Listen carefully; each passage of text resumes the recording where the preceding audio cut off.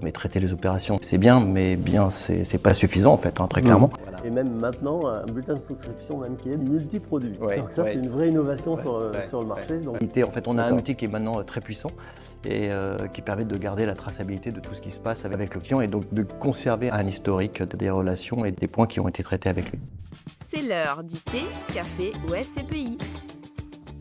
Bonjour à tous, j'ai grand plaisir à recevoir aujourd'hui Benoît Girardon, qui est notre directeur des services clients. Donc il va tout nous dire sur ce que c'est. Mais avant tout, tu es plutôt thé, café ou SCPI, toi? Alors moi je suis très clairement SCPI et ça, depuis longtemps. Et avec un service client bien sûr servi avec 5 étoiles. D'accord, très bien. Justement, donc, tu dis que tu es très SCPI. C'est quoi ton parcours? C'est quoi tes expériences en ce domaine? Tu es très entrepreneur. Ouais. Alors en fait, j'ai un parcours un petit peu atypique parce que je suis resté très longtemps au sein de la Française. Puis après, j'ai eu la chance de partir effectivement créer une société de gestion avec d'autres personnes et toujours dans le cadre du service client, donc du développement et de la relation partenaire. Donc toujours très intéressant. Il faut savoir que lorsqu'on monte une société, on apprend beaucoup parce qu'on part de la feuille blanche, donc on est obligé de tout imaginer, de tout créer.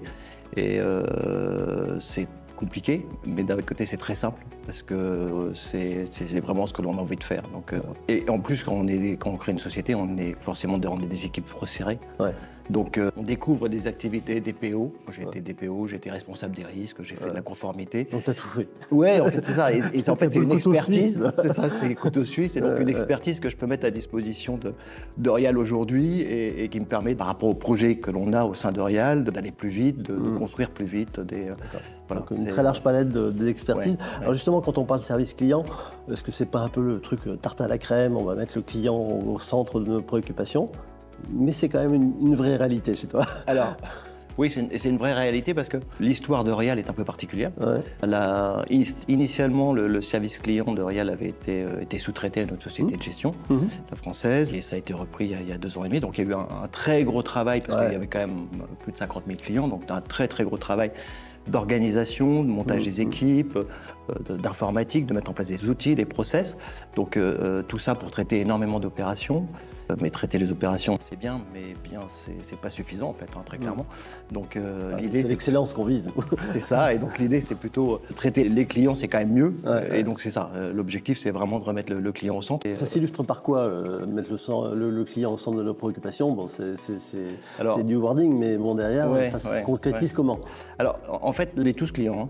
Les clients, je suis client, voilà. Je pense que les clients, lorsqu'ils ont besoin d'avoir recours à un service, ils ont besoin d'accueil, de disponibilité. C'est-à-dire, on parle souvent du sourire dans la voix, mais c'est vrai que les choses se passent généralement mieux avec le sourire dans la voix. Et puis, on a besoin de gens fiables. C'est-à-dire que lorsqu'on vient à une problématique, on a besoin d'avoir quelqu'un qui nous dit ce qu'il va faire et qui fait ce qu'il dit. Donc ça, c'est essentiel. Et puis qui a un minimum de compétences parce qu'on arrive avec une problématique et on a envie de repartir avec une solution. Ouais, en fait, c'est simple. Donc, un apporteur de solutions, un facilitateur de tâches. C'est vraiment ce qui est intéressant également pour nos partenaires distributeurs qui sont dans un cocon en quelque sorte, puisqu'ils savent qu'ils vont être accompagnés dans la démarche client. Et finalement, ils n'auront pas de problème sur le côté service client, le service au client. En tout cas, c'est ça, c'est de travailler en ce sens, sachant que chez Rial, on est investi dans la santé, et donc nous, on est là pour prendre soin de nos clients avec un grand C, partenaires et clients. C'est pas mal ça. Dans la santé, on prend soin. Effectivement, on est très attaché à ça. C'est quoi les prochaines étapes? Bon, tu as déjà mis en place beaucoup de choses. Merci et bravo avec tes équipes. Mais c'est quoi les prochains jalons marquants dans cette évolution, dans cet accompagnement en matière de service client? En fait, il y a 4 gros chantiers qui sont, pour certains, pratiquement finalisés et d'autres qui sont encore en cours. On a un chantier qui est un chantier de refonte de process dans l'intégralité. Chez Rial, on parlait tout à l'heure de l'humain, on est très attaché à l'humain. Donc on a travaillé avec l'ensemble des équipes pour identifier quelques partenaires, pour identifier les points qui étaient les plus irritants, de manière à identifier les solutions qu'on pourrait apporter et pour fluidifier et apporter plus de qualité. Ça, c'est le premier chantier. Le second chantier, c'est un chantier de refonte de documents. C'était un sujet qu'on avait identifié. Et donc, de travailler sur les documents pour qu'ils soient plus simples d'utilisation, qu'il y ait moins d'allers-retours avec les partenaires. On a un document unique maintenant qui traite tous les sujets. Voilà. Et même maintenant, un bulletin de souscription même qui est multiproduit. Donc ça, c'est une vraie innovation sur le marché. Donc bravo encore. Donc c'est vraiment... il y avait un sujet, voilà, ça a été traité. Donc on a refondu tous les documents. Après, on a un autre sujet, un autre chantier qui est actuellement en cours, c'est la modification de l'organisation, parce que lorsqu'on parle de se tourner vers le client, il faut également que l'organisation soit orientée client. Et donc là, on est en train de créer des pôles qui sont orientés partenaires. Donc pour le partenaire, ça veut dire qu'il aura une relation personnalisée. Ça donc sera plus de proximité finalement, même si c'est à distance. C'est ça. La proximité qu'on a avec nos exploitants, tu le reconduis également avec nos partenaires distributeurs. Exactement, donc, exactement. Et puis c'est bien pour les partenaires et les clients, et c'est bien aussi pour les collaborateurs, c'est plus motivant, ils sont plus engagés. C'est ça. Mais c'est vrai que ce niveau d'engagement, on le sent bien. Tu disais 4 chantiers, il en reste un. Et le dernier, merci. Le dernier, ça concerne les outils, parce que pour intégrer cette nouvelle organisation, il a fallu intégrer ça via les outils.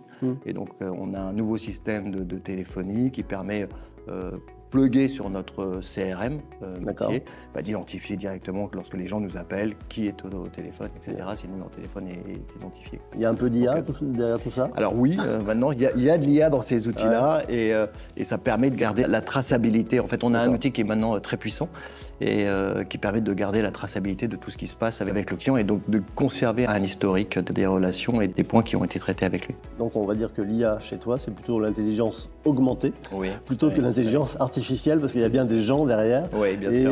Effectivement, ça sublime finalement la relation humaine. Un mot peut-être pour terminer, des chantiers, on s'ouvre, soyons fous, mais je sais que tu es assez avant-gardiste sur tout ce qui est blockchain. Comment on pourrait intégrer la blockchain dans nos affaires ? Alors la blockchain, naturellement, c'est un registre digital. Donc la tenue de registre de la SCPI, on pourrait dire que le pas est assez facile à passer. Puis la tokenisation par rapport au parc social qui ne soit pas forcément décimalisé, ça peut être également une façon d'accéder plus facilement à la SCPI, donner peut-être de la fluidité aussi. Donc on voit qu'il y a pas mal de sujets qui seraient assez bien adaptés aux produits.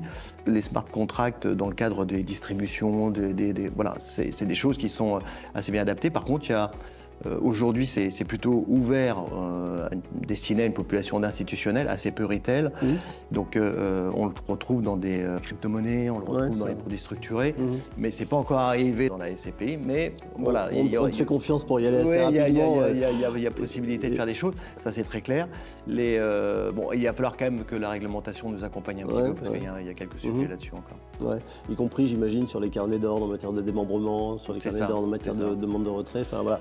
On retrouve des similitudes et des passerelles assez naturelles avec tout ce qui compose finalement la blockchain et qui la caractérise. Un mot de conclusion, mais plutôt d'ouverture, pour synthétiser ce qu'est le service client, ou ce que tu voudrais en faire peut-être dans les mois à venir, parce que je sais que tu vas très vite, donc on va se parler de mois et pas d'années. Oui, on a des ambitions fortes, ça c'est clair. On vise un service d'excellence, donc... Et je pense que c'est naturel, c'est la santé, l'excellence, tout ça, c'est important. On a regardé des certifications ISO, c'est pas tellement bien adapté à un service client, il faudrait que ça soit plus global. Donc voilà, en tout cas, les chantiers sont bien engagés. On n'a pas forcément besoin de normes, on a besoin de concrétisation et de qualité qui est au bout du chemin. Et on est certain que ça sera bien fait avec ton équipe et toi à la manœuvre. Donc merci pour tout et merci également d'entamer tant de chantiers qui vont nous servir, qui vont nous faciliter la tâche au quotidien, parce que nous on estime également qu'en matière commerciale, un des arguments forts, c'est la qualité de gestion. Donc voilà, donc merci beaucoup. À très bientôt. À bientôt.